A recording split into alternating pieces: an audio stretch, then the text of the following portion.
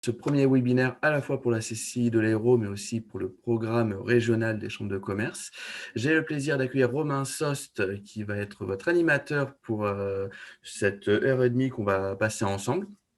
Heure et demie qui va être sur le sujet 4 étapes pour écrire vos pages web de manière persuasive, donc le copywriting, qu'on pourrait décrire comme étant l'art d'écrire pour atteindre ses objectifs, notamment pour effectuer de la conversion. Moi, je ne vais pas prendre trop de temps à l'antenne parce que le sujet est très dense et Romain va vous dire beaucoup de choses. Les petites précautions d'usage. Donc, vos caméras, vos micros sont coupés afin que tout reste audible. Vous êtes déjà nombreux à vous être connectés. Ça augmente de minute en minute. Si vous voulez dialoguer avec nous, nous poser des questions, n'hésitez pas à utiliser tout en bas le bouton discussion. Alors, il a des noms différents suivant les Zooms, mais voilà, vous pouvez écrire, même si vous ne voyez pas les messages des autres, ne vous en faites pas, c'est normal, c'est la modération que nous avons mis. Donc, nous, on voit tout, on répond et je récupère les questions, comme ça, on pourra les poser à Romain au fur et à mesure de cette intervention. Donc moi, je vais m'effacer dès maintenant, parce que comme je vous ai dit, on va voir énormément de choses. Donc bonjour et bienvenue Romain, et je vous laisse la main. Bonjour à tous. Déjà, je m'excuse parce que vous allez avoir beaucoup de choses à retenir aujourd'hui. J'ai un programme assez dense pour vous. Je vais partager mon écran pour que vous puissiez suivre pardon, ma présentation. A priori, maintenant, ça devrait être bon. Donc, déjà, si vous êtes présent, c'est que vous accordez de l'importance à l'écrit et que vous comprenez que le copywriting, ça peut vous aider, ça va vous aider pour acquérir des clients, pour avoir plus de chiffres, parce que le copywriting, on va le voir, c'est votre meilleur commercial finalement. Donc, on va avancer un petit peu. Peut-être que vous aimeriez en savoir un petit peu plus sur moi. Donc, moi, qui est-ce que je suis? Je suis un ancien journaliste, ex-journaliste de Radio France. Donc, j'ai parcouru un petit peu la France et donc il y a beaucoup de similarités finalement entre ce qu'on écrit quand on est copywriter et ce qu'on écrit quand on est journaliste radio. Pourquoi? Parce qu'on doit se faire comprendre du tac au tac. Et quand on est copywriter, c'est exactement la même chose parce que les gens ne passent pas beaucoup de temps sur votre site à essayer de comprendre ce qu'ils sont en train de lire. Il faut qu'ils comprennent de suite. Et ça, c'est assez important. Je suis un aventurier. Bon, alors, je vous dis ça parce que j'ai habité dans plusieurs pays, en Écosse, en Italie, au Chili. Mais surtout, j'ai une petite fille. Bon, là, je ne peux pas vous la montrer, mais j'ai une petite fille et ça, c'était vraiment ma plus grosse aventure. Et de loin, d'ailleurs. Et je suis spécialiste SaaS. Donc, ça, c'est Software as a Service. C'est ma spécialité. Je ne travaille pas qu'avec des clients qui sont en SaaS, mais principalement avec eux parce que c'est quelque chose qui me plaît particulièrement. On avance. Souvent, il y a quand même pas mal d'incompréhension autour du copywriting. Et il y en a qui pensent que, enfin, en tout cas, celui que moi je fais, c'est pas des articles, de la rédaction d'articles de blog. Ça, c'est plus du content marketing. Ça sert à ramener du monde sur le site. Le copywriter peut essayer de ramener du monde sur le site. Je dis pas le contraire, mais ça va plus passer par des publicités. C'est pas non plus de la rédaction SEO. Le SEO, c'est pour les moteurs de recherche. Moi, je sais placer une balise H1, je sais mettre du texte sur les images, mais franchement, c'est pas ma passion.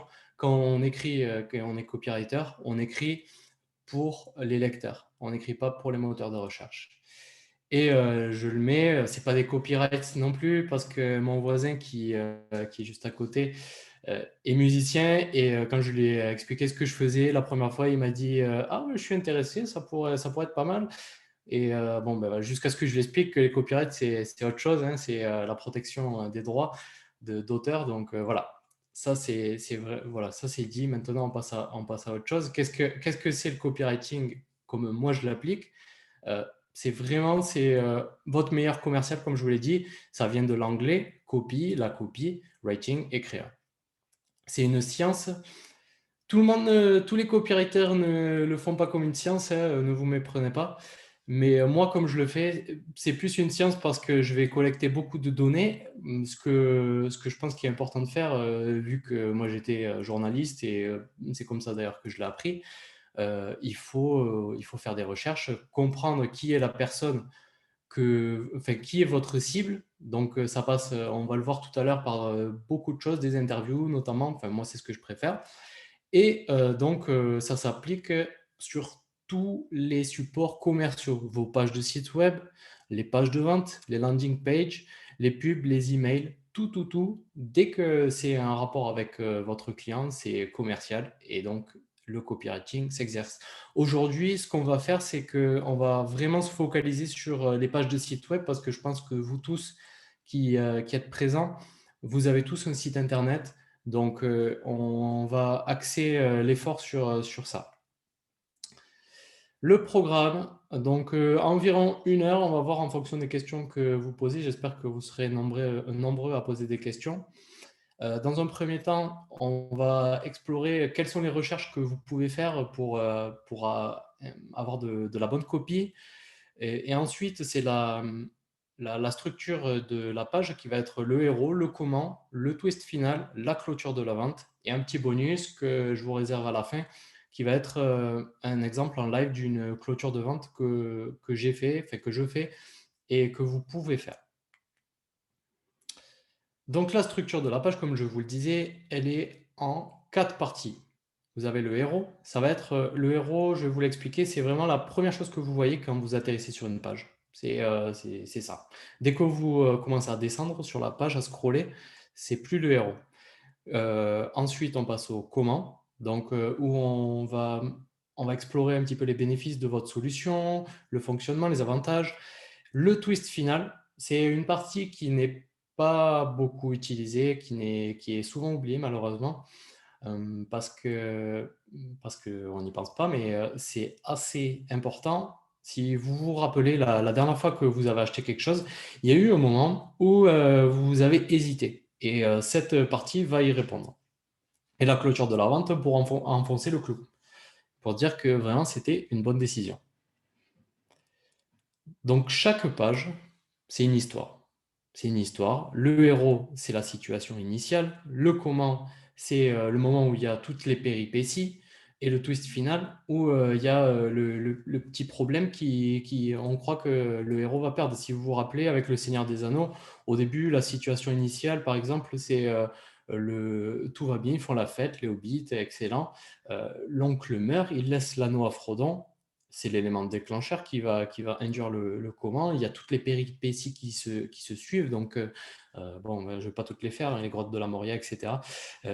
Donc, ça, c'est le comment. Le twist final où Frodon met l'anneau et Gollum il l'attaque. Et finalement, la clôture où l'anneau est détruit et il va dans la lave. Voilà. Et donc, votre page, c'est ça. Et les histoires, c'est humain, on en a besoin. Donc, votre page doit raconter une histoire. Petite question, si vous pouvez répondre dans le chat, qui est le héros de l'histoire que vous allez raconter? Est-ce que c'est votre produit, votre marque, votre équipe ou votre client? Voilà, j'essaie de voir les... Hop, petite... Ouais, je vois du client, le produit.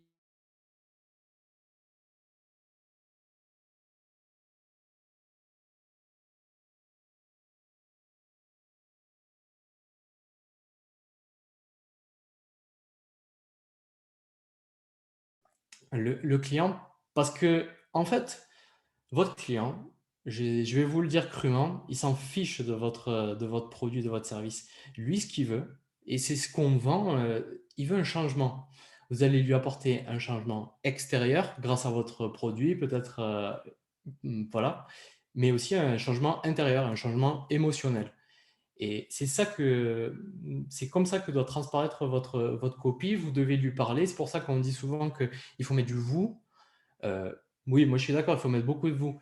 Vous pouvez aussi mettre du nous quand vous incluez votre client dans le nous, quand on écrit, hein, et du jeu, mais il faut toujours que ça lui apporte quelque chose. Nous, on est dans une société qui est assez individualiste, et donc la personne, elle s'intéresse beaucoup à elle-même.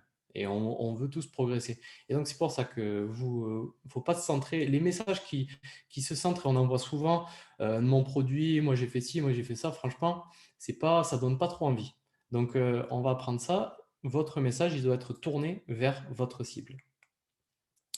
On commence les recherches, pardon, ça a sauté. Bon, les recherches, ça, c'est avant d'écrire, c'est très important. Les recherches, ça va constituer pour moi, quand je travaille avec mes clients, c'est vraiment 80% de ma copie, c'est des recherches. Parce que c'est très important, parce que, parce que vraiment, c'est avec ces recherches qu'on va obtenir quelque chose de palpable, quelque chose d'intéressant de notre cible.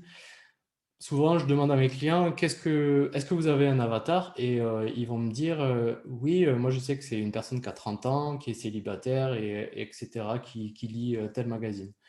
Ça, c'est pas un avatar. Pour moi, ça va pas m'aider à écrire. Il faut qu'on rentre vraiment dans la psychologie de la personne. Et donc, comment est-ce qu'on le fait? Grâce aux recherches. Première chose à savoir avant d'écrire la page, qui est un type de recherche qui va importer qui va déterminer la longueur de la page, on va le voir. Ça s'appelle les états de conscience. Ça a été théorisé par Eugène Schwartz. Donc il y en a 5. Inconscient, je ne sais pas que j'ai un problème. Conscient du problème, je sais que j'ai un problème, mais je ne sais pas comment le résoudre. Conscient de la solution, je sais quel résultat j'attends, mais je ne sais pas comment votre solution va l'atteindre, pardon. Conscient du produit, je connais votre produit, mais je ne suis pas sûr que ce soit bon pour moi. Et enfin, hyper conscient, je sais que votre produit va m'aider à résoudre mon problème, mais je ne connais pas l'offre. En fait, on passe tous par tous ces états de conscience par rapport à un produit, tout le temps. Par exemple, je donne un exemple. Vous êtes dans votre maison et tout va bien.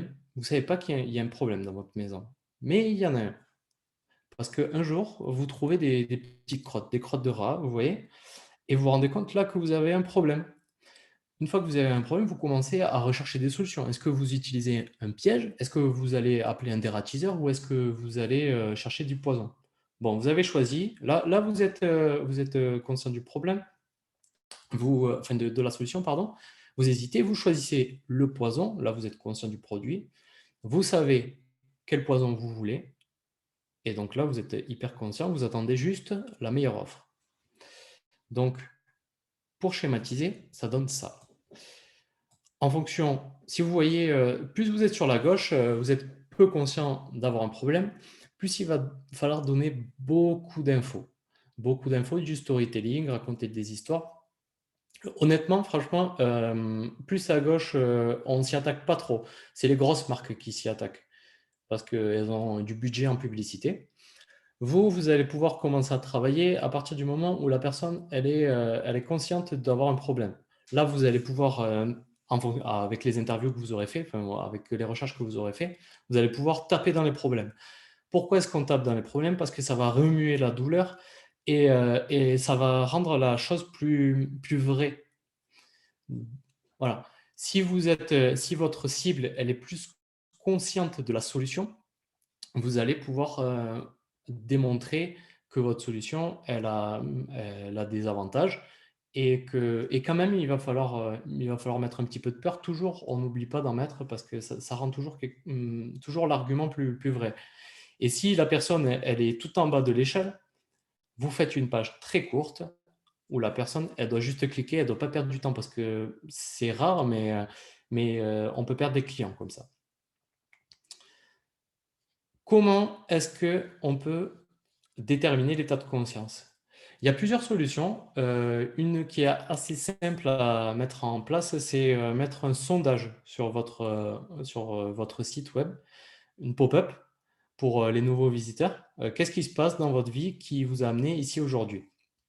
C'est une question assez ouverte qui va vous permettre, qui va permettre à la personne qui répond de donner une réponse qui va vous guider. Et en fonction du nombre de réponses totales, vous allez pouvoir dire la majorité des gens qui arrivent sur cette page, ils sont conscients du problème, conscients de la solution ou conscients du produit. Mais il y a d'autres solutions. Moi, j'ai créé un PDF sur mon site web. Vous pouvez y aller tout à l'heure sur romainsost.com où vous pouvez utiliser les analytics. Enfin, j'ai fait un PDF super complet pour vous aider que vous pouvez télécharger. C'est gratuit. Donc, les recherches. Les recherches, il y a énormément de possibilités. Vous pouvez faire des sondages. Vous pouvez chercher sur les réseaux sociaux. Ce qui est intéressant, c'est si votre solution, c'est très probable en fait que votre solution, il y ait un groupe sur Facebook où on discute de ça. Si par exemple vous vendez des matelas, ben, vous aurez un groupe sur les personnes qui ont du mal à dormir. Et là, vous allez pouvoir trouver des informations clés, des informations qui vont vous servir pour écrire votre copie. L'audit des concurrents, c'est toujours intéressant à faire pour savoir qu'est-ce qu'ils disent, comment est-ce qu'ils ils se comportent avec leurs clients. Le review mining, c'est les recherches sur des sites comme Amazon. Vous regardez les commentaires, principalement les 5 ou les 1 étoiles. Les forums, les interviews. Les interviews, vraiment, pour moi, c'est là où on chope des pépites. C'est le top. C'est pas simple à faire, mais on arrive à vraiment avoir un aspect psychologique et les personnes qui vont répondre au sondage, ça va être bien, mais ça sera pas aussi fin qu'une interview. Support client, les conversations avec vos commerciaux, si vous les enregistrez, c'est une bonne chose à explorer. Qu'est-ce que vous allez chercher dans vos recherches? Il y a plusieurs choses. Les motivations de vos clients, de votre cible. Donc, quels sont les résultats souhaités? Quels sont les points de douleur? Qu'est-ce qui les gêne dans leur vie actuellement pour qu'ils cherchent quelque chose qui change leur vie? Et les motivations d'achat. L'importance qu'ils accordent à votre solution, donc qu'est-ce qui est important pour eux? Ils ont des exigences, il y a des uniques bénéfices et avantages qui, pour eux, c'est vraiment de l'or, et des fonctions particulièrement appréciées. Et les anxiétés, objections, ça va être très important sur la fin de votre page. Les objections, risques perçus, incertitudes, parce que c'est humain. On n'a pas envie de changer, on a peur de changer, on ne veut pas changer, on veut rester où on est. Voilà. Voilà. Juste petit détail pour moi, pour les interviewer, ce que je fais quand j'interviewe, et on peut le faire pour les sites, enfin pour les recherches sur les groupes, c'est qu'on va prendre telle quelle une phrase qu'on a vue qui est impactante, quelque chose qui sonne bien.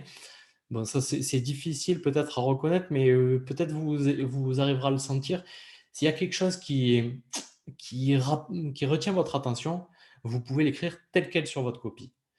Parce que, en fait, il y a un biais cognitif qui fait qu'on aime les personnes qui nous ressemblent. Et donc, si vous écrivez une copie avec des phrases de personnes qui ressemblent à votre cible, ben, ça va forcément mieux marcher. Est-ce que vous avez des questions? Donc, du coup, nous avons deux petites questions pour vous. Alors, en sachant que pour les spectateurs, n'hésitez pas à poser les questions au fur et à mesure de la séance. Nous, on les récupère et lorsqu'on arrive à la fin d'une grande partie, on en profite pour les poser à Romain. Donc, une première question, c'est avez-vous un exemple de type de question à poser en pop-up pour connaître l'état de conscience des visiteurs? Eh bien, c'est celui que j'ai mis. Qu'est-ce Mm. qui se passe dans votre vie aujourd'hui qui vous a amené ici aujourd'hui? Pourquoi est-ce que vous êtes venu? Mais on n'utilise pas pourquoi parce que pourquoi c'est un mot assez agressif et ça va les rendre sur la défensive et donc ils répondront pas à votre pop-up. Et donc c'est pour ça. Qu'est-ce qui se passe aujourd'hui dans votre vie qui vous a amené ici aujourd'hui? Vous Ok. pouvez essayer de faire une petite variante, mais ça mal fonctionne. Nous avons aussi une demande pour essayer un peu d'avoir des explications supplémentaires. Qu'est-ce que c'est exactement que review mining? Alors le review mining, comme je le disais, c'est analyser les commentaires que vous trouvez sur des sites comme Amazon. Vous voyez, vous avez forcément, enfin, sur Amazon, on le prend en exemple parce qu'il y a beaucoup, beaucoup, beaucoup de commentaires. Et donc, si votre solution, elle ressemble à quelque chose qui est vendu sur Amazon, vous allez pouvoir savoir, en regardant les commentaires, ce qui est important pour les gens, leur motivation, ben, tout ce que j'expliquais, leur motivation, leur anxiété, leurs points importants, enfin, ce à quoi ils accordent de l'importance. Et on va en faire une toute petite dernière, parce que du coup, on a vu un peu les différents canaux de recherche.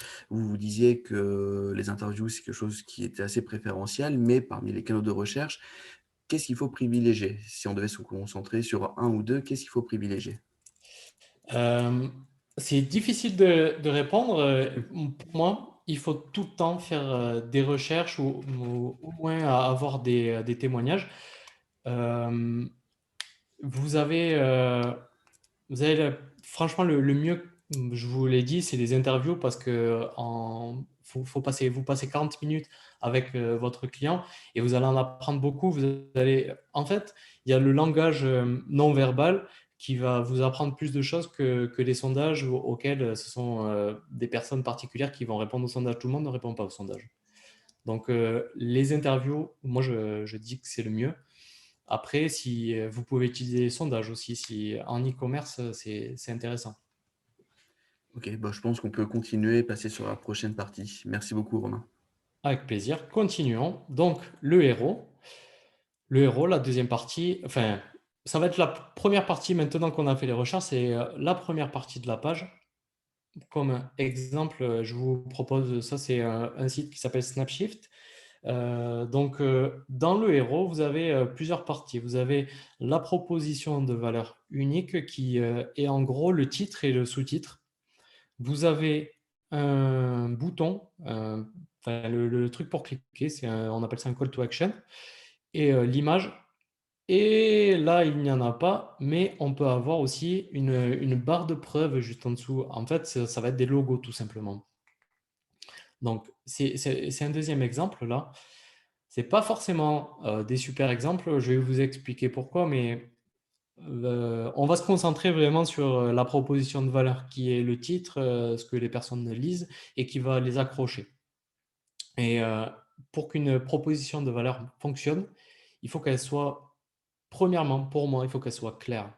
Et là pour le coup, c'est pas clair. Apprendre à chaque instant, bah, c'est super. On dirait plus un slogan. Souvent, enfin, il y a quelques sites qui confondent slogan et proposition de valeur. Un bon moyen de savoir si votre proposition de valeur, elle fonctionne, c'est d'utiliser un site qui s'appelle, enfin, c'est un test de 5 secondes. Les, vous payez pour que des gens ils viennent 5 secondes sur votre site et qui répondent à vos questions pour voir s'ils ont compris vraiment qu'est-ce que c'est votre page. Donc, voilà, comme je vous le disais, la composition, en général, une bonne composition de héros, elle est en 4 parties. Vous avez votre proposition de valeur unique, vous avez une image, vous avez un call to action et une preuve sociale. Donc, la preuve sociale, comme je vous l'ai dit, c'est les logos. Et on y reviendra, les preuves sociales, c'est très très important. On a un animal social et on a besoin de preuves sociales pour faire des choses, souvent, très souvent. Donc, voici un schéma de la proposition de valeur unique. Euh, vous avez, vous avez plusieurs choses, mais ce qui est important à retenir, c'est que il faut que votre titre, votre proposition de valeur, elle réponde à ce que vos clients veulent, parce que c'est important, et ce que fait votre produit, si possible, l'aspect unique de votre produit. Si ça répond à ça, déjà, ça va être pas mal. Donc là, vous avez des chiffres. Donc il faut qu'elles soient claires en premier lieu. Désirable ben, pour votre... qu'est-ce qui vous différencie pour les personnes qui vous lisent, pour votre cible. Il faut qu'elle soit spécifique. Donc si vous pouvez mettre des chiffres, mettre quelque chose vraiment pas général, enfin, c'est évident, mais voilà, il faut qu'elle soit spécifique. Il faut qu'elle soit courte. Donc ça, c'est dans la mesure du possible, plus c'est court, mieux c'est. Mais bon, moi j'ai déjà vu des propositions de valeur qui étaient un petit peu longues et qui fonctionnaient très bien. Et mémorable.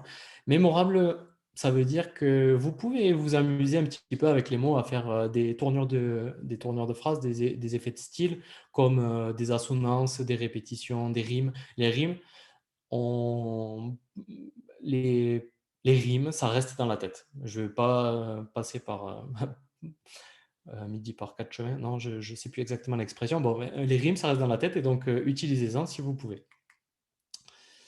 Voilà, les deux questions que vous avez à répondre pour votre cible, c'est qu'est-ce qu'il y a là-dedans pour moi et pourquoi est-ce que je devrais vous choisir plutôt que l'autre.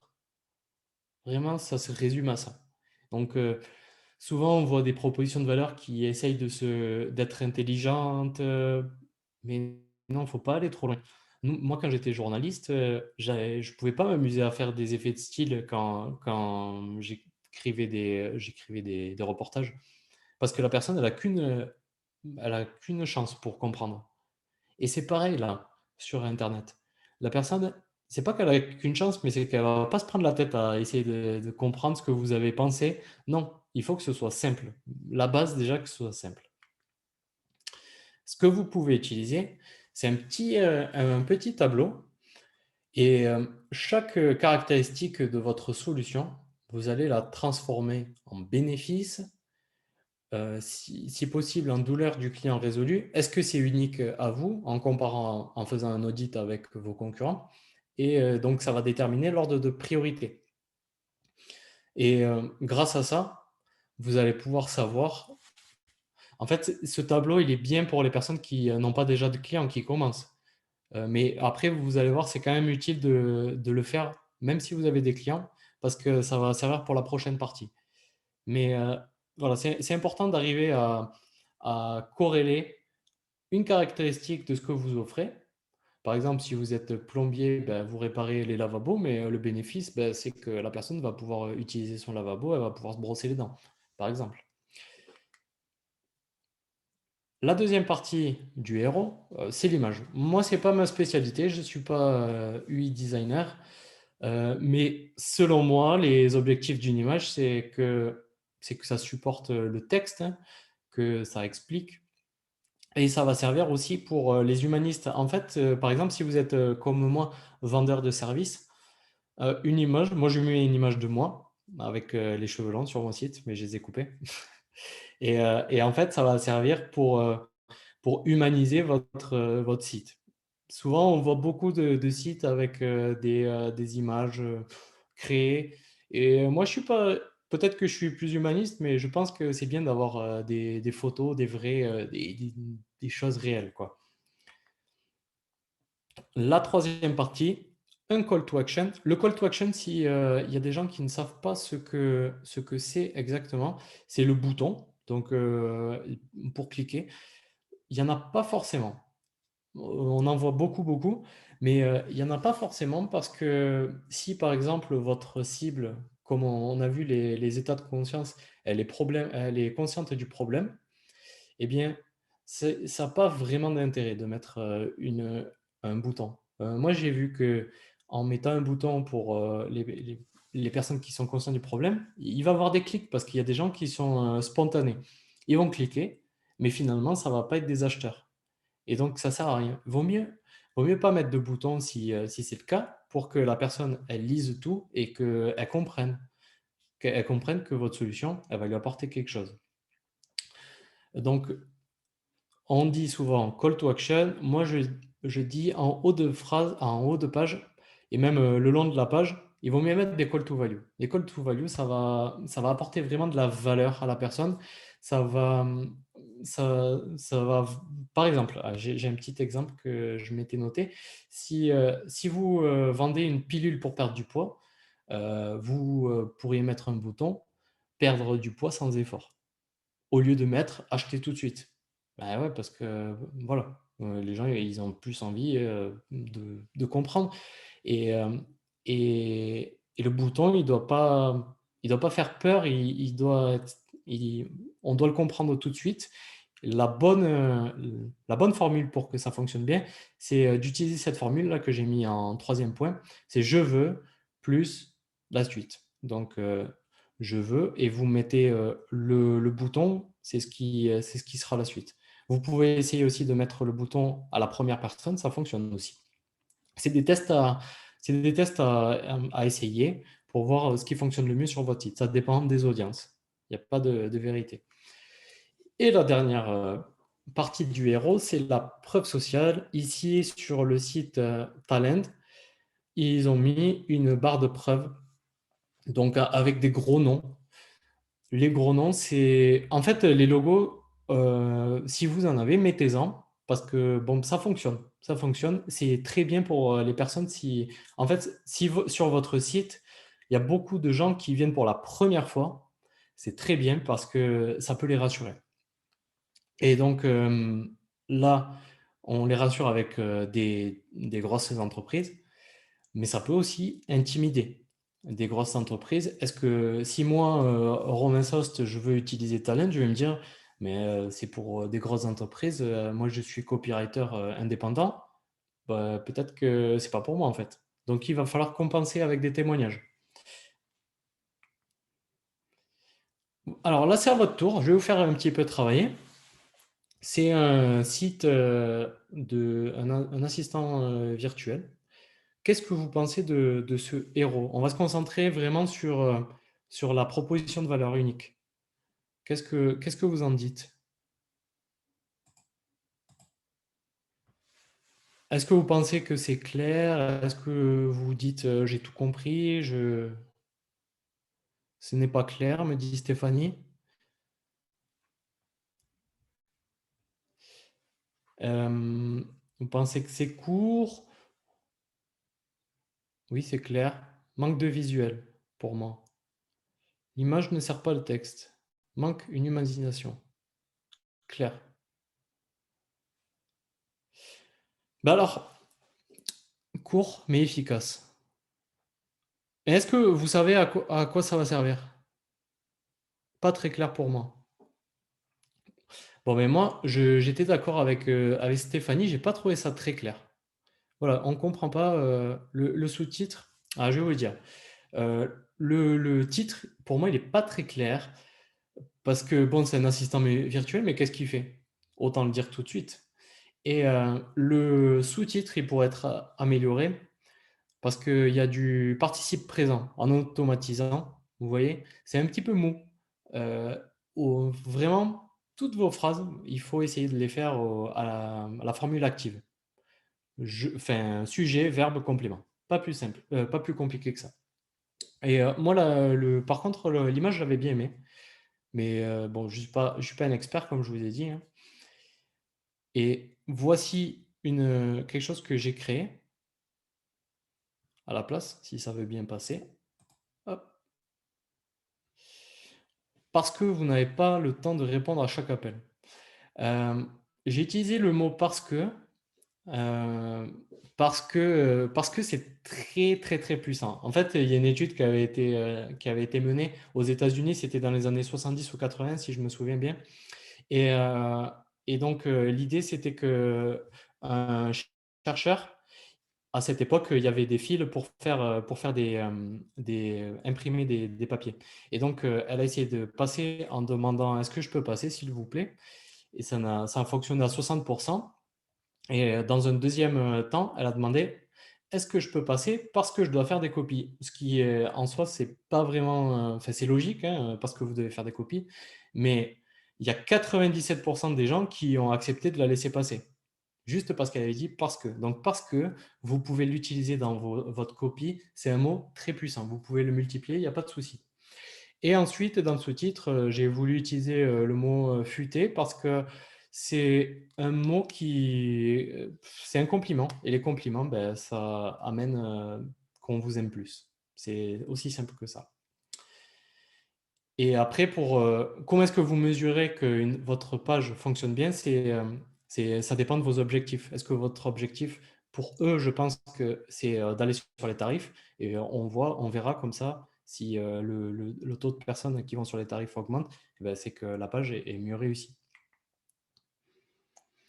Deuxième exemple, là, on va se concentrer vraiment sur le bouton, sur le call to action. Qu'est-ce que vous en pensez? C'est un logiciel d'emailing.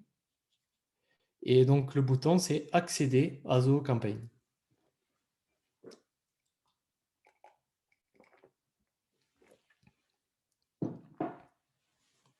Pas clair, basique.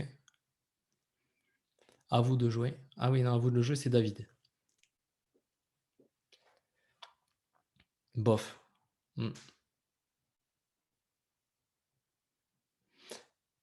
Pas assez explicite. Trop flou, gratuit, payant. Ouais, exactement. C'est pas trop long. Alors, on peut faire des boutons longs, il n'y a pas de souci. Justement, on essaie souvent de faire des boutons courts, mais on peut faire des boutons longs, il n'y a aucun problème.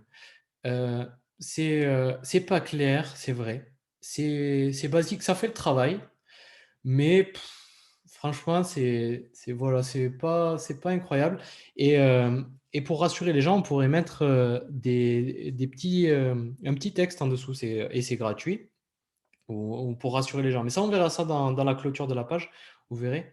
Voilà, c'est pas stimulant, les gens ça donne pas trop envie de cliquer, en fait. Et donc, si vous êtes à la recherche d'une solution d'emailing, moi j'ai créé ça. Et là, c'est moi je veux lancer ma première campagne. De suite, c'est orienté bénéfice, c'est orienté résultat immédiat. Donc voilà ce que j'ai créé. Parce que il faut pas que votre bouton il donne l'impression de devoir faire du travail. Par exemple, si vous mettez je veux m'inscrire, s'inscrire, ça donne pas trop envie. J'ai pas envie de m'inscrire, moi. Donc, ça peut être amélioré si vous avez un bouton comme ça chez vous. Euh, voilà. Euh, donc, après, sur les boutons, on pourra mettre, on le verra plus tard, on peut mettre pas loin des témoignages pour rassurer la personne une dernière fois. Est-ce que vous avez des questions par rapport à cette première partie, le héros? Nous avons des questions. Alors avant cela, déjà, bravo à Clément qui a fait une proposition de modification qui allait un peu dans le même sens que vous sur ce deuxième exemple. Ah, C'était je l'ai très bien. loupé. Et en effet, nous avons deux questions. La première, c'est un peu sur le début de la partie sur le héros, pour savoir si vous pouvez donner le nom du site qui permet aux utilisateurs de tester en 5 secondes notre proposition de valeur. Alors, il y a 5 second test, il me semble, ou user test. Usertest.com et ils ont un panel. En fait, à la base, c'est un site américain et ils ont des panels de français. Ok, parfait. Donc n'hésitez pas à aller voir les liens. D'ailleurs, Euh, petite précision, si vous faites ça, avec 5-7 personnes qui analysent enfin, qui tombent sur votre page, c'est suffisant. non, parfait. Et nous avions aussi une question, doit-on avoir une proposition de valeur par page du site? Et oui, et oui, il faut avoir une proposition de valeur. Alors, pour votre page d'accueil, oui. Pour les pages produits, à chaque fois que vous avez une page, une proposition de valeur. Ok. Et du coup, une dernière question, on a vu les différentes étapes pour ce héros. Donc quand sait-on qu'on a réussi son héros? En fait, ça va se voir assez facilement dans les analytics. Si vous avez des visiteurs qui restent pas longtemps sur votre page et que vous voyez que le taux de rebond est élevé, ben, c'est votre héros et il va falloir le modifier parce que les gens, ils n'ont pas accroché. Donc, ils sont partis de suite. Ok, bon, moi je vais m'effacer. Simplement Valérie qui nous demande si on peut donner les liens. On va récupérer les liens et on les mettra dans le chat avant la fin de la session. Je m'efface, Romain, je vous laisse continuer. Allez, c'est parti, on continue. On passe au comment. Le comment, c'est vraiment le cœur de votre page. L'idée, c'est que vous allez utiliser le tableau que je vous ai montré en première partie pour définir vraiment l'ordre de vos arguments, de vos bénéfices. Euh, Deux exemples. Vous voyez, souvent, on utilise ça, là, la formule en zigzag. Donc, tout en haut, les arguments, les bénéfices qui sont les plus importants pour votre cible et que vous aurez déterminés grâce à vos recherches. Et plus en bas, ben, plus on descend, moins c'est important, mais ça apporte toujours sa pierre à l'édifice. Ces deux exemples, hein, euh, c'est pas obligé de faire cette forme en zigzag, hein. Vous pouvez aussi avoir ce qu'on appelle des cross-heads, qui sont des titres centraux et qui vont vous permettre de passer d'une grande partie à une autre. Ça peut être intéressant. Cette forme, on le verra, ça a été un petit peu importé par Apple qui a commencé avec ça. Et à juste titre, parce que on est des scanners et donc, enfin, et donc on lit plus facilement comme ça.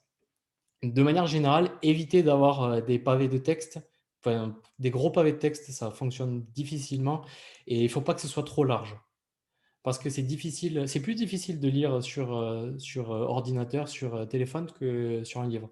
Donc, l'idée, c'est d'avoir des morceaux de texte plutôt réduits en largeur. Comment est-ce que va se composer chaque partie? En premier lieu, vous avez le nom, vous avez le nom de votre caractéristique. Ça y est pas tout le temps, hein, de la fonction de votre logiciel.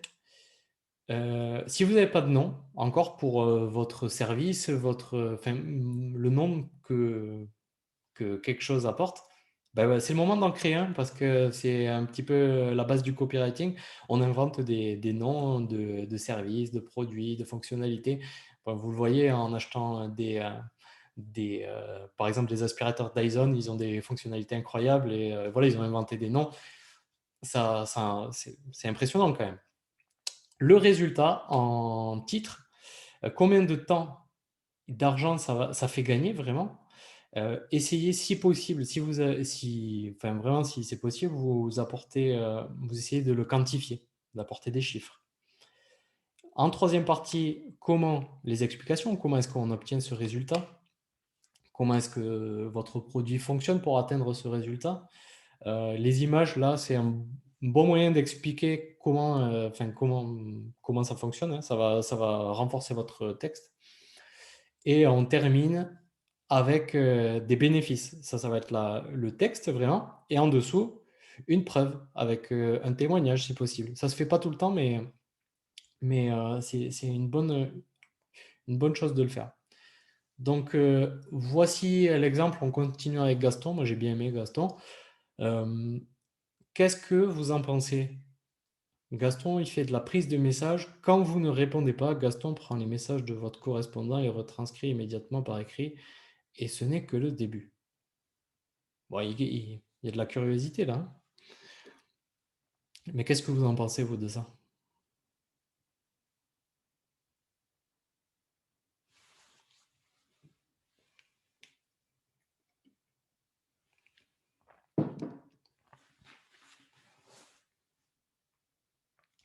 Et bien sûr, il y a l'image là qui vient renforcer.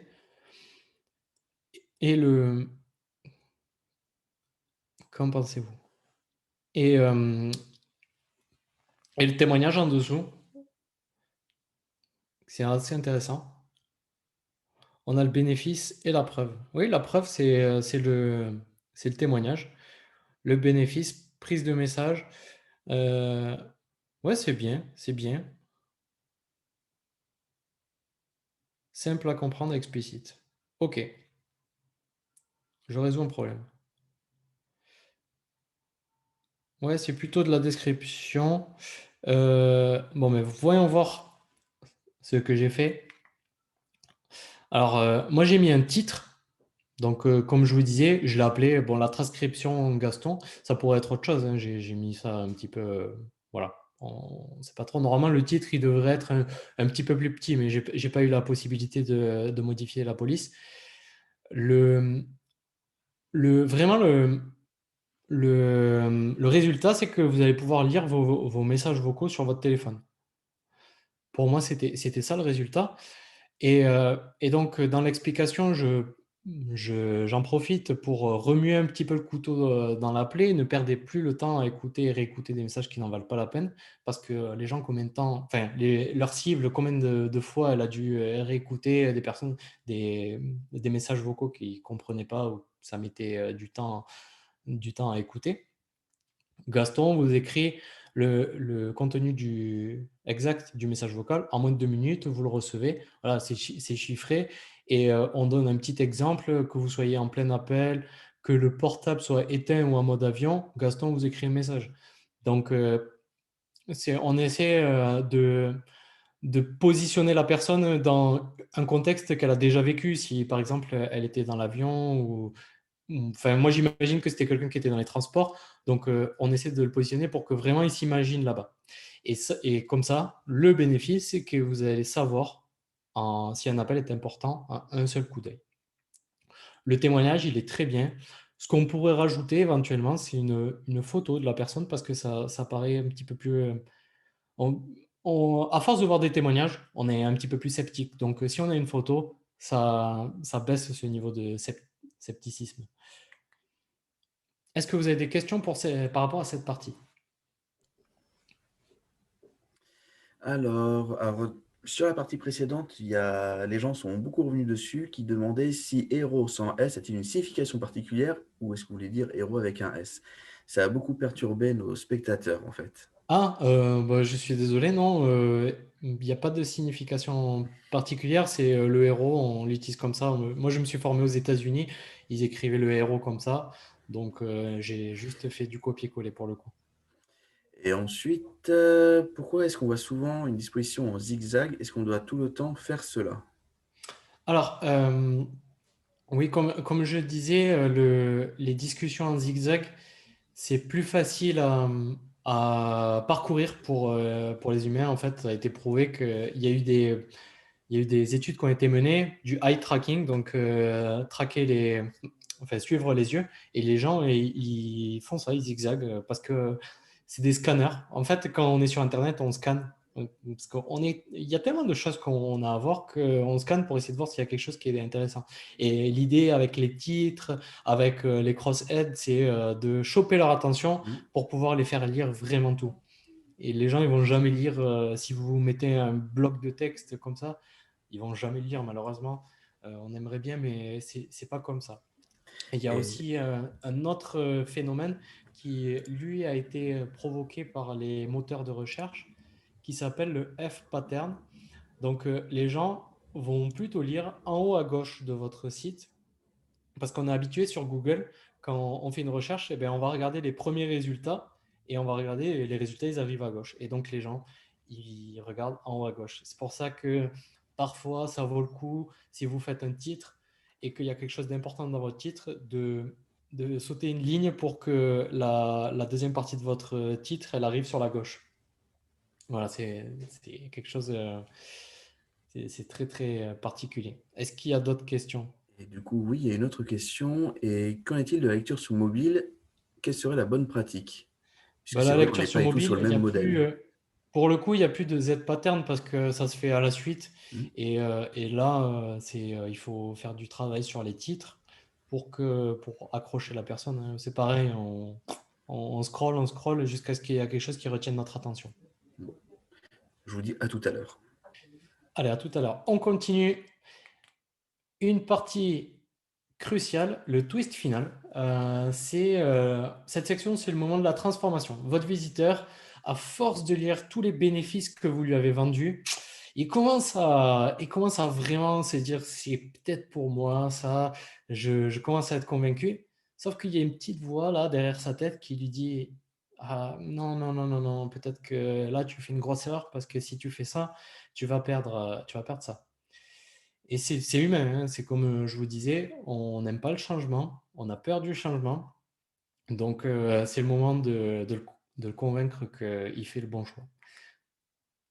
Voici un exemple de twist final sur Talend. Toujours, eux, ils ont misé sur des études de cas. Les études de cas, on va voir que c'est quelque chose qui fonctionne bien, hein. Donc, ça vient assez bas dans la page. On va voir de quoi ça se compose. Enfin, de quoi ça se compose ou peut se composer. Vous avez un titre, un cross-head dans l'idéal, donc un titre qui est au centre, qui n'est pas sur le côté gauche, qui va montrer le résultat idéal que vous aurez obtenu grâce aux recherches. Vous savoir qu'est-ce que c'est le top pour eux, qu'est-ce qui est le top pour eux grâce à votre solution. Et là, vous le montrez. Vous le montrez grâce au titre. Et bien sûr, dès qu'on avance un argument en copywriting, on apporte une preuve. Une preuve ou plusieurs. Donc vous avez le choix. L'étude de cas, l'explicite, le tableau de prix pas cher et le avec nous, sans nous. On va voir ce que c'est. Moi, mon préféré, personnellement, vraiment, c'est l'étude de cas. Je trouve que ça apporte une dimension, mais c'est vraiment personnel. Peut-être qu'à votre produit, ça ne s'applique pas. On va voir les exemples. Ça va devoir répondre à ces questions. C'est les questions que la personne se pose. Est-ce que je crois en moi? Si, par exemple, vous vendez une formation, eh bien, Les gens, ils se disent, mais est-ce que je vais arriver à comprendre? Ça peut être pour plein de choses. Et ça peut arriver, cette question. Quel est mon état idéal? Donc, quel titre est-ce qu'on va mettre? Et qu'est-ce que je vais y perdre? Et oui, parce que bien sûr, on a tous des objections, donc il faut y répondre aux objections, il ne faut pas les enterrer. Les objections les plus courantes, les voici. Je n'ai pas vraiment besoin de ça, je n'ai pas le pouvoir de changer, je ne veux pas être arnaqué, j'ai d'autres priorités. Votre entreprise n'a pas la capacité ou la crédibilité, ma solution actuelle fonctionne bien, je n'ai pas besoin de changer. Vos prix sont trop élevés et je vais devoir convaincre les autres. Je vais devoir convaincre les autres, c'est si par exemple il va, vous parlez à un marketeur et il va devoir convaincre son chef. Voici le premier exemple, l'étude de cas. L'étude de cas, ça aide votre prospect à se rappeler son état idéal et à dépasser sa peur de changer en lui permettant de s'identifier, en lui montrant des chiffres du résultat idéal et qu'il souhaite atteindre et que d'autres comme lui ont déjà atteint. Donc, il va pouvoir s'identifier. Ça, c'est un exemple de Content Square. Ils ont fait le travail en mettant une étude de cas qu'ils ont sûrement passé du temps à faire. Et je ne sais pas si vous vous dites, est-ce que vous avez envie d'y cliquer dessus, par exemple? Je me demandais.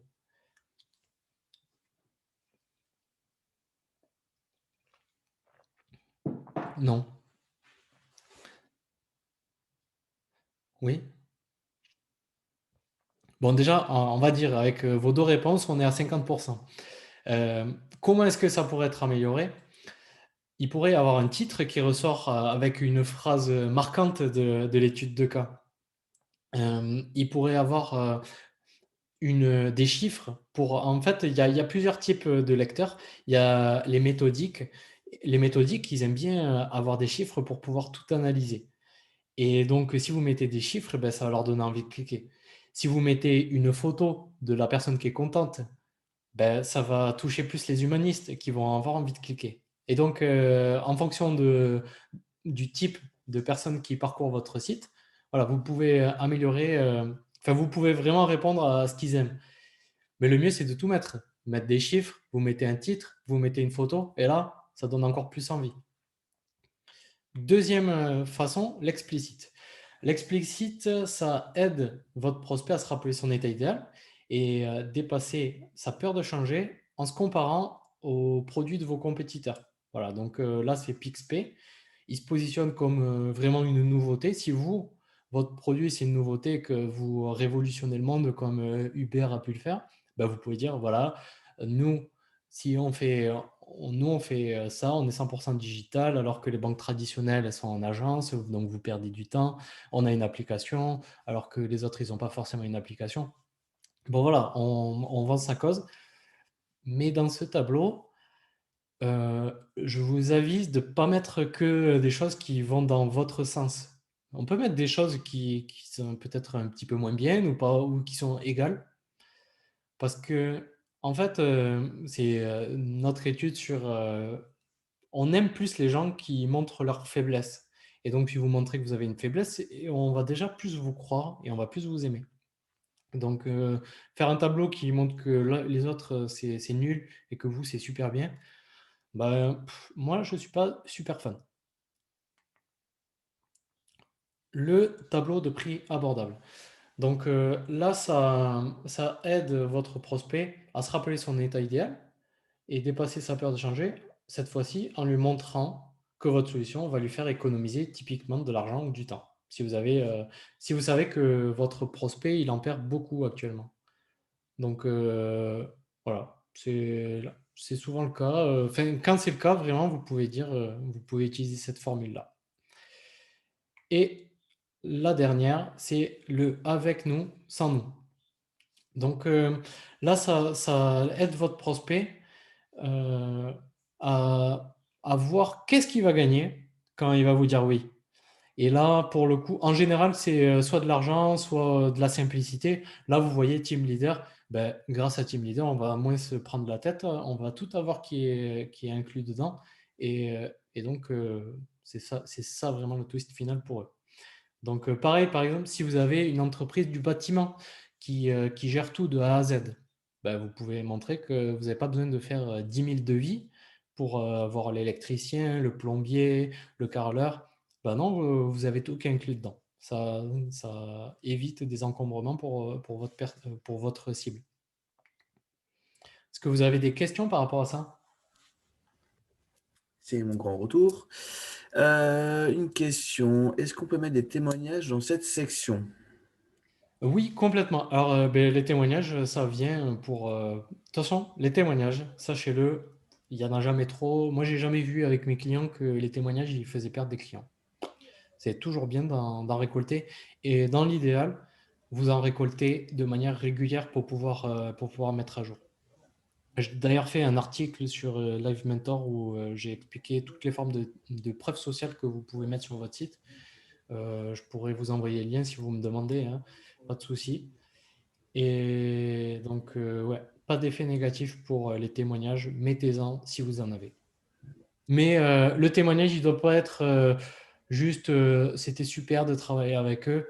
Voilà. Non, ça c'est juste s'envoyer des fleurs et ça apporte pas de valeur finalement à votre cible. Le témoignage, il doit répondre aux objections si possible.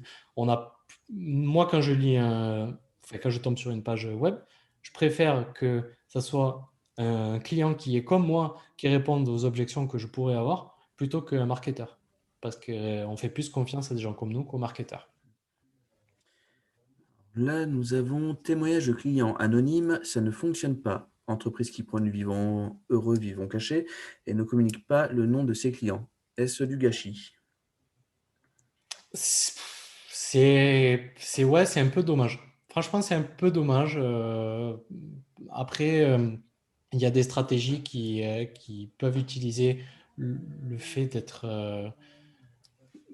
caché. Ça peut fonctionner, mais en règle générale, vraiment, vaut mieux avoir ces témoignages clients, demander une photo de la personne et ça va apporter ça peut marcher pour les grosses entreprises, mais pour tout le monde, en général, vaut mieux avoir des témoignages qui apportent une preuve sociale.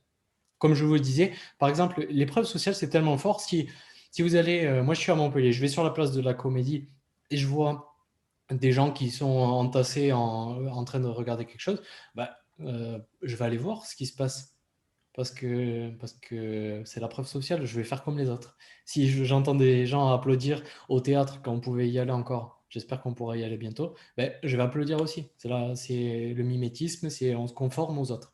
Donc les preuves sociales, c'est très fort.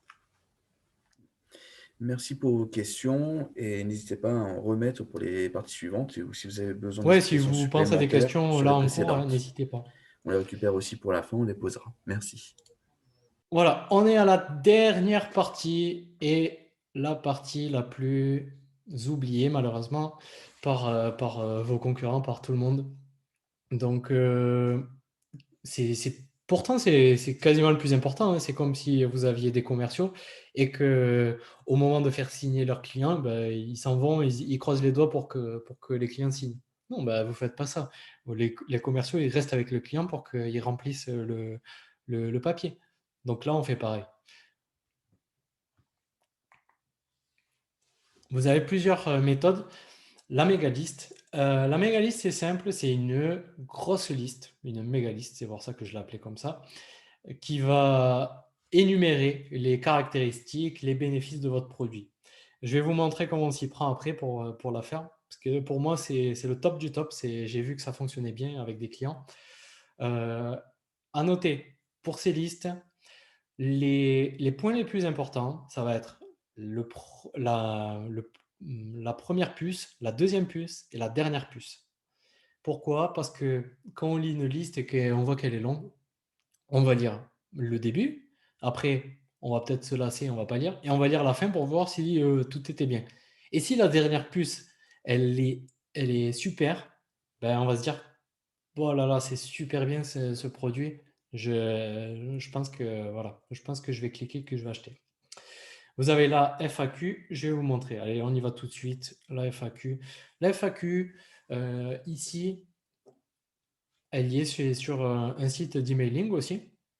Et on se trompe souvent sur vraiment le but d'une FAQ. foire aux questions fréquemment posées. On pense que c'est enfin, souvent elles sont assez dénigrées et on le vit mal. Mais non, en fait, la FAQ, c'est un prérequis. Il faut vraiment le voir comme un prérequis à la vente. La personne qui va, si une personne doit acheter, ben, il faut vraiment qu'elle lise la FAQ. Parce que c'est les gens qui, euh, qui sont comme elle, eh ben, elles ont posé ces questions-là. Donc, il faut le voir vraiment comme quelque chose de positif. Ça va aider votre acheteur, enfin, votre lecteur, à s'identifier comme un acheteur et comme ça, ne plus être un procrastinateur ou un sceptique. Voilà, ça c'est un exemple donc, de solution d'emailing et elle est super bien faite. On pourrait peut-être améliorer le titre, mais elle est vraiment bien faite. C'est un exemple. Pourquoi? Parce que bon, vous avez les questions déjà de une et c'est bien de les avoir comme ça et on peut cliquer, les faire défiler. Et en dessous, vous avez le call to action optimisé qui est toujours avec toutes les clôtures de vente, il faut avoir un call to action. Et là, ce qui est bien dans ce call to action, c'est que à gauche, vous avez un témoignage et à droite, vous avez le bénéfice. Gagner du temps et développer votre entreprise, ben, moi j'ai juste envie de mettre mon adresse email. Pourtant, j'ai déjà une solution d'emailing. Deuxième formule, c'est le tableau de prix. C'est assez rare d'en voir sur une page à la fin de la page. Et parce que souvent, on a une page dédiée avec les tarifs, mais ça peut se faire. Salesforce, ils le font. Donc Salesforce, c'est quand même un gros nom, hein, c'est les plus gros CRM du monde.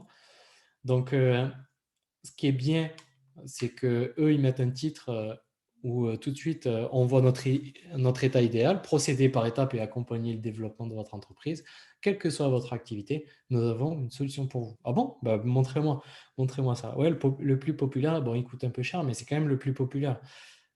Donc peut-être que je vais acheter ça. Voilà, c'est bien fait, c'est propre. Donc, en plus, dans les sous-titres, ils décrivent bien. Le premier, c'est pour 10 utilisateurs au maximum. Sinon, le deuxième, c'est complet. Et eux, ils visent ceux qui sont au milieu, hein, donc professionnels ou entreprises. Et donc, entre les deux, ils espèrent que les gens vont cliquer sur entreprise parce que c'est le plus populaire. Et si c'est le plus populaire, ben, c'est que c'est bien, forcément. C'est la preuve sociale, on y revient. Est-ce que vous avez des questions là pour ça avant qu'on passe à l'exemple en direct? Alors, nous avons une question qui est en train d'arriver, qui est sur le tableau de tarifs. Comment est-ce qu'on peut optimiser au maximum un tableau de tarifs?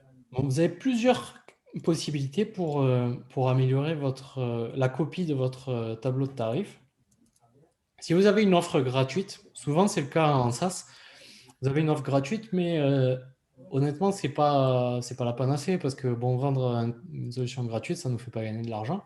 Ce qu'on peut faire pour rendre un petit peu le chemin pénible, c'est mettre s'inscrire gratuitement, mais ça donne pas trop envie, c'est s'inscrire, alors que commencer de suite, on dit ah ouais, c'est bien. On peut jouer sur la taille des boutons. Souvent, parce que ça va faire appel au cerveau reptilien. S'il y a un bouton qui est plus gros, on va plus cliquer dessus. Et aussi, on peut utiliser l'effet de comparaison qui veut que si on met une offre très chère à côté, l'offre qui va être moyenne, eh ben, va apparaître pas chère. Donc ça fonctionne sur la psychologie aussi, donc ça peut être utilisé. Et nous avons une remarque qui est un peu plus généraliste parce que il y en a qui se disent là, on a l'impression qu'il y a beaucoup d'UI et d'UX qui rentrent en compte. Est-ce qu'à notre petit niveau, comment mettre ça en place sans faire d'erreurs qui vont plutôt retourner nos arguments contre nous? Bien sûr qu'il y a de l'UI, mais moi j'ai tendance à penser que l'écrit passe en premier. Euh, Comment est-ce qu'on peut voir si on fait des erreurs? Enfin, je ne peux pas prévenir les erreurs si je ne le vois pas, mais vous pouvez utiliser des logiciels qui sont des logiciels de carte thermique pour voir où est-ce qu'il y a un problème dans votre page. Où les gens, Vous allez voir si au bout d'un moment les gens ils quittent, c'est que votre page elle est trop longue ou qu'ils n'ont pas accroché. Alors vous revoyez la copie, vous essayez. Ce qui peut être bien si vous avez assez de trafic aussi, c'est de faire du A/B testing. Donc essayez votre nouvelle version sur une portion de vos visiteurs. Mais Ok. bon, ça c'est il faut avoir assez de trafic. Ah, bah, du coup, qu'est-ce que le A/B testing? Alors le A/B testing, oui pardon, c'est vrai que j'ai pas expliqué. Le A/B testing, c'est simplement Euh, ça peut être mis en place assez facilement. C'est certaines personnes qui vont arriver sur votre site, ils vont voir une autre page. Que l'idée sur le A/B testing, pour que ce soit efficace, c'est pas de faire une page complètement différente de l'autre, c'est par exemple de tester votre proposition de valeur. Vous allez tester une proposition de valeur sur une page et tester une autre proposition de valeur sur une autre page. Et vous allez voir en fonction de vos résultats, de ce que vous attendez, si vous voulez que les gens ils cliquent, ils aillent sur les tarifs, ben, vous allez voir s'il y en a une qui fonctionne mieux que d'autres. Et il y a des logiciels qui calculent combien de visiteurs vous avez besoin, sachant qu'il ne faut jamais dépasser 30 jours, parce qu'au-delà de 30 jours, les cookies ils changent, et donc on ne sait pas qui sont les visiteurs qui retournent et les visiteurs nouveaux. Ok. Et du coup, pour le l'A/B testing et UX, n'hésitez pas à regarder l'agenda de la Chambre de commerce de l'Euro. On va bientôt mettre en ligne un autre webinaire qui va aborder le sujet. Donc, je pense que ça ira très Ben bien voilà, dans le prolongement de celui-ci. Je vous laisse parfait. continuer, Romain. Bon, Ah, attendez, une on a fois. une dernière question avant. Oui, Allons-y. allez-y, allez-y. Faut-il une clôture de vente sur chaque page de service proposé ou uniquement que sur la home page? Sur chaque page, ben, on va voir, franchement, on va voir ce qu'on peut faire, mais sur chaque page, oui, mettez-le. Pourquoi pas conclure la vente partout? Je vous laisse en paix. Voilà. Donc, du coup, on va passer à l'exemple, le bonus en live. Il va falloir que je retrouve ma souris, ne vous inquiétez pas. Normalement, ça devrait le faire. Hop, on va partager l'écran. Donc maintenant, normalement, vous voyez une page, un document qui ressemble à un document Word, c'est ça? Ou là, vous êtes sur Axel. Est-ce que vous voyez bien Axel? Dites-moi, David. C'est bon pour nous. C'est bon Enfin, pour je vous. vois, donc je pense Alors, que j'ai pris c'est bon, ça arrive. parfait. J'ai pris un exemple qui s'appelle Axel. C'est aussi un assistant virtuel. Il faut croire que j'aime bien les assistants virtuels. Donc, vous voyez, classique avec ici, eux, ils ont fait 2 boutons, mais on va se concentrer sur la clôture de la vente. J'espère que ça ne vous donne pas trop la nausée parce que souvent, c'est un peu le cas quand on descend les pages. Donc, le cœur du texte, ils nous font confiance, questions fréquentes. Et là, on arrive à la fin. Euh, Est-ce qu'il vous manque quelque chose?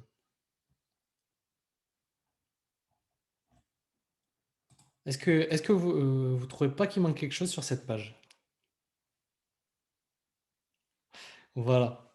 Florence, ouais, c'est ça. Florence, Candice, il y a pas de clôture de vente. Ils finissent la page. C'est dommage parce qu'ils ont mis une FAQ et il manque quelque chose. Il manque une clôture de vente.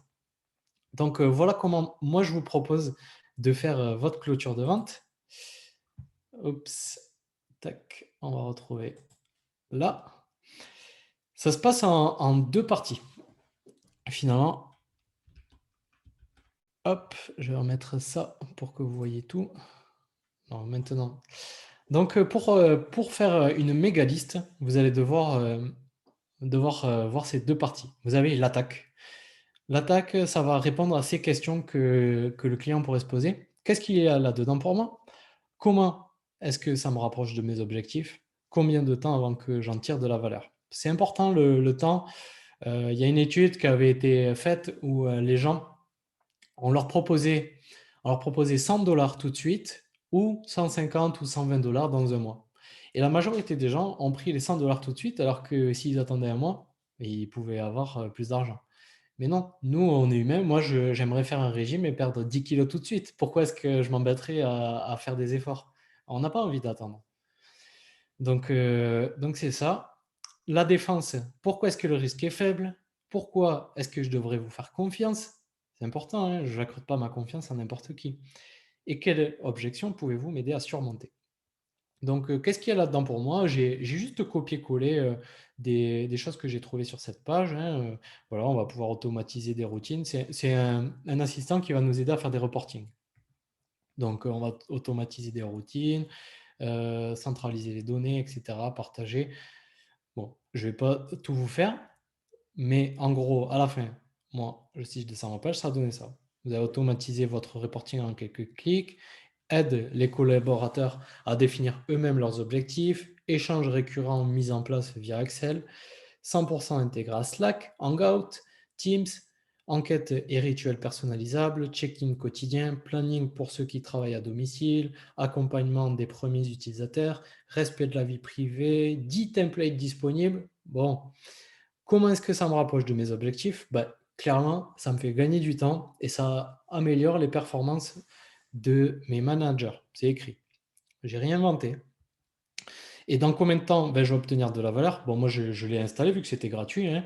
J'ai testé. En 10 minutes, on peut, 10-15 minutes, allez, 15 minutes, on peut installer accès à la Slack et mettre une routine en fonction. Niveau défense, il n'y a pas de carte bleue requise. Et aussi, il y a un essai de 30 jours, donc on est tranquille.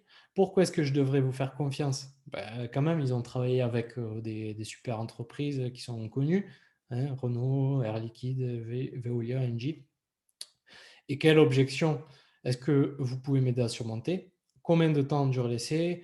Est-ce que ça va rajouter du travail? Voilà, c'était des choses que j'ai vues dans la FAQ. Et donc, qu'est-ce que ça donne? Qu'est-ce qu'on peut faire? Paf, je vous le mets en grand.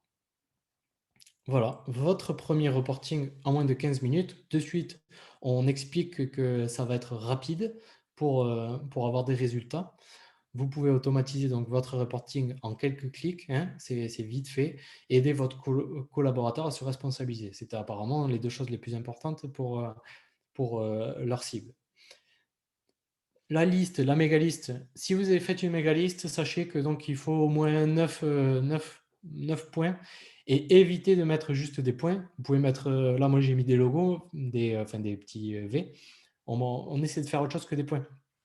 C'est toujours mieux. Donc j'ai tout remis ça dans l'ordre, essayer de mettre des choses qui pouvaient intéresser la cible, les deux premiers et le dernier. Le bouton, je veux plus automatiser mes reportings, en dessous, réponse aux objections. Essayez Accel gratuitement pendant 30 jours. Aucune carte bleue requise. Et pif, Renault Digital, Air Liquide, Veolia qui viennent en dessous pour me rassurer. Voilà ce qu'on peut faire. Voilà ce que vous pouvez tous faire sur vos pages web. Est-ce que vous avez des questions par rapport à ça?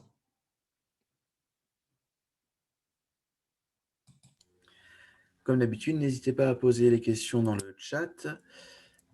Donc là, on demande, est-ce que ça fait sur toutes les pages? Ben ouais, vous l'avez une fois, vous pouvez le remettre sur toutes vos pages. Pas besoin d'en faire différent pour chaque page, hein. Enfin, en fait, ça va aussi dépendre de votre produit, mais parce que j'ai pas mal travaillé avec des SaaS et donc du coup, souvent, on peut répéter les mêmes choses. Il n'y a pas de souci. Mais si vous pouvez le faire, on n'est pas obligé hein, de faire la clôture de la vente comme ça. Mais moi, je trouve que c'est bien, c'est assez impressionnant et j'ai vu des bons résultats sur ça. Donc on nous disait aussi que lorsqu'on débutait, on n'a pas de témoignage, on n'a pas de référence, donc il manque quand même un certain nombre de biais, notamment pour assurer. Est-ce que quand même on peut mettre en place ce genre de pratique, même si on est au début de vie d'une entreprise? Ben, oui, parce que de toute façon, là, ce que j'ai fait, c'était simplement lister les bénéfices et les caractéristiques du produit. Et donc, même si vous êtes au début, bah, vous pouvez les utiliser. Regardez, c'est pas plus. Là, le produit, on sait, il pourrait ne pas avoir de clients. Bon, et on n'est pas obligé de mettre la barre de preuve. Mais il pourrait ne pas avoir de clients, ben, c'est toujours vrai que ça s'intègre à Slack, que ça automatise, etc. Nous avons aussi une question, existe-t-il un outil en ligne pour composer cette page, un guide? Est-ce que c'est vrai, est-ce que vous auriez des outils à recommander à nos spectateurs pour les aider à composer tout cela, à se préparer? Ben, moi, ce que j'ai fourni là, j'ai rien de plus. Enfin, j'ai pas de trucs automatisés qui font les pages tout seul. Euh, Là, j'ai rien de particulier à part ce que j'ai fait comme formation là aujourd'hui. Mais en suivant le déroulé, a priori, vous pourriez arriver à faire quelque chose de bien. OK. Donc du coup, si vous avez des questions aussi sur l'ensemble des parties que nous avons vues, n'hésitez pas. S'il y a encore des points d'interrogation pour vous, il y en a certaines que l'on a récupérées. Donc, je ne sais pas où si vous avez terminé Romain ou s'il y a encore des éléments Non, à j'ai voir? deux, trois conseils pour la fin, Ouais. pour OK vraiment pour et du écrire. coup On a parlé d'une composition de page, mais on n'a pas parlé de l'écrit. Et l'écrit, bon, c'est pas naturel pour tout le monde. bon, ben parfait et moi je vous Euh, poserai un peu les dernières questions après cela alors. Je vous laisse continuer. ouais. Juste, il faut que je récupère ma page. Là. Du coup, là, vous devez voir, bon, même si vous avez la page entière. Donc, des petits conseils.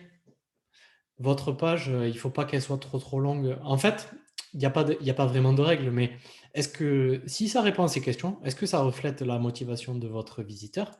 Est-ce que ça transmet de la valeur? Est-ce que ça prouve quelque chose, un point que vous avez fait?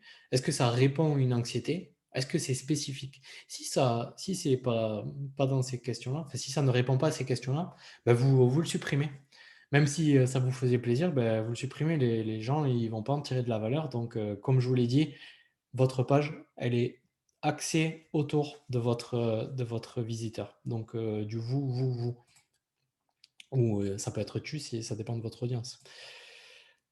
Dernier petit conseil, soyez clair. Bon, comme je vous l'ai dit, moi, la clarté, pour moi, c'est vraiment mon cheval de bataille, hein, la clarté.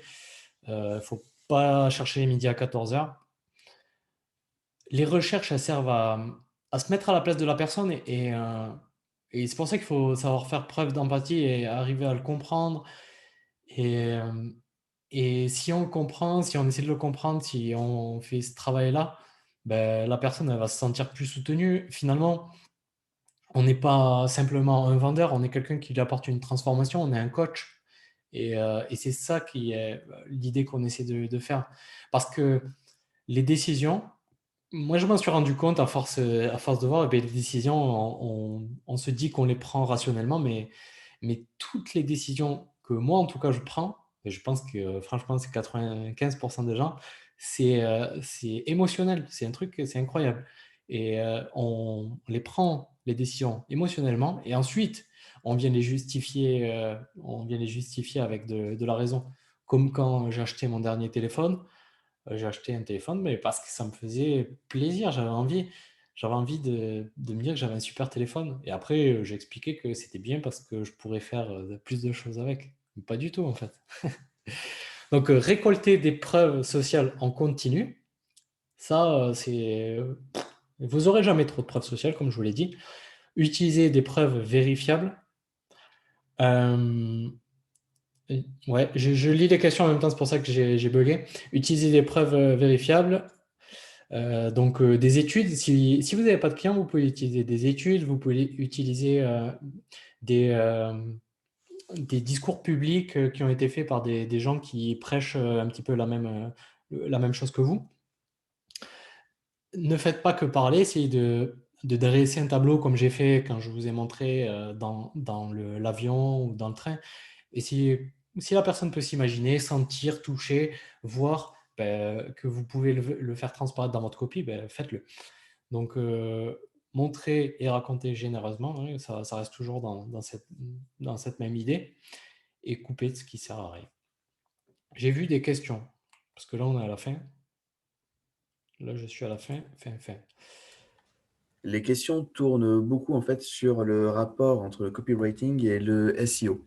Ouais, On a plusieurs questions justement, dans la façon d'écrire. Vous avez dit, il faut être direct, il faut être clair, il faut mettre la valeur de la proposition en avant, mais quid du référencement naturel? Google a certains standards, il attend plutôt des contenus qui sont assez imposants des fois, alors que vous dites ne pas vraiment faire de gros blocs et vraiment au plus direct. Donc, ouais, comment être entre les deux? Complètement. Mais j'ai dit ne pas faire de gros blocs, juste que visuellement ce soit moche. Mm. Mais ça ne gêne pas Google. Et en soi, Google, il est en train de vraiment d'évoluer pour se rapprocher. Le but de Google, c'est de se rapprocher de l'humain. Et donc, moi, je pense qu'en écrivant le plus humainement possible et en fait en répondant aux, si vous répondez à une problématique, ben, vous allez forcément générer de la visite parce que vous allez répondre à des besoins. Mais après, oui, le SEO, c'est bien remplir les balises, etc. C'est, pour moi, c'est pas contradictoire. Mm. Et faire une phrase et une page longue en copywriting, si votre cible, elle est problem aware, moi, ça m'est arrivé de faire des pages de 1500 signes, 2000 signes, et il n'y avait pas de souci. C'est parce que ça dépend de ce que vous avez à dire. Et franchement, niveau SEO, c'est super d'avoir des pages comme ça. Donc du coup, pour Florence, Candice qui posait des questions dessus, c'est peut-être plus dans la composition de la page où il faut travailler pour éviter les effets de bloc que sur les longueurs réelles de texte. Ouais, voilà, exactement. Et comme je le disais, les phrases, éviter les participes présents Mm. et éviter les formes passives, sujet, verbe, complément. On essaie de, en fait, d'écrire, parler. Et si vous voulez faire un petit exercice, c'est que vous lisez ce que vous venez d'écrire. Si vous buguez, bah, vous pouvez supprimer, changer. Et pour Florence qui demande comment la réflexion SEO est amenée, ben en fait, c'est le travail habituel que vous faites de recherche de mots-clés, de longue traîne, de savoir comment les mettre aux bons endroits, mais simplement plus du point de vue utilisateur que du point de vue Google, on pourrait dire. Des choses que l'on reverra sous peu, puisqu'un nouvel algorithme de Google est en phase d'approche et qui va énormément se concentrer justement sur le rapport à l'utilisateur. Ouais. On avait une question qui n'avait rien à voir, ça correspondait plutôt à la partie recherche, notamment la question pop-up. Si nous avons plusieurs produits sur notre site, ce serait une bonne idée de faire une étude de marché pour avoir les états de conscience, notamment avec l'outil comme Evalengo. Evalengo qui est un produit local, donc merci d'en Oui, parler. oui, oui, complètement. On peut utiliser ça. Mais comme je vous disais, vous pouvez aussi utiliser les analytics et je vous invite à aller sur mon site et à télécharger le guide pour vraiment connaître l'état de conscience et vous pouvez utiliser les outils analytics aussi. Il n'y a pas obligé d'utiliser le pop-up. Et nous avons une question de Stéphanie. Bonjour Stéphanie. Réalisez-vous des formations sur ce sujet? Non, je ne réalise pas des formations. À vrai dire, je suis assez récent comme formateur. C'était pas mon, c'est pas avec ça que j'ai commencé. Non, non. Mais peut-être du coup. Donc, peut-être une idée à creuser. Donc, je ne sais pas s'il y a d'autres questions. Je pense qu'on a à peu près traité de tout. C'est vrai que sur la fin, on est très parti sur le SEO. Ouais, je Euh, vois. Je vois que c'est important le SEO. hmm, Moi vraiment, c'est pas ma tasse de thé. C'est pas quelque chose que ça me fait pas rêver. Je comprends que vous ayez envie de gens qui viennent sur votre site de manière organique, mais on peut aussi travailler sur de la publicité, du Google Ads et faire venir les gens. Et si votre contenu il colle à la publicité, que ce soit sur une publicité sur Facebook, hmm. LinkedIn ou Google, ben, ça peut fonctionner aussi. On peut gagner de l'argent mais avec de la publicité aussi. Donc, Faut pas se fermer des portes, tout à même fait. si je comprends qu'on n'ait pas envie de dépenser de l'argent en publicité. Hmm. Alors, Florence, pour votre dernier commentaire, je passerai directement à Romain et vous verrez ensemble s'il y a moyen. S'il y a moyen. Pour le référencement naturel, ben, je vais en parler après puisque ça fait partie de notre programme des prochains webinaires.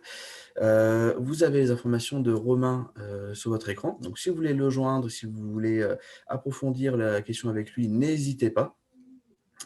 C'est son cœur de métier. Je pense aujourd'hui ce sera la meilleure personne pour pouvoir un peu aborder avec vous ce genre de questions. Romain, avez-vous un mot de la fin avant que je fasse la conclusion? Ouais, je vais essayer de pas dire de bêtises. Vous pouvez me trouver sur LinkedIn aussi. Je l'ai pas mis, mais LinkedIn, vous tapez Romain Sost Copywriter, vous devriez me trouver pour me parler. Si vous avez des questions, n'hésitez pas. Vraiment, je serais ravi d'échanger avec vous parce que si vous êtes venu, c'est que vous accordez de l'importance au copywriting, à l'écrit.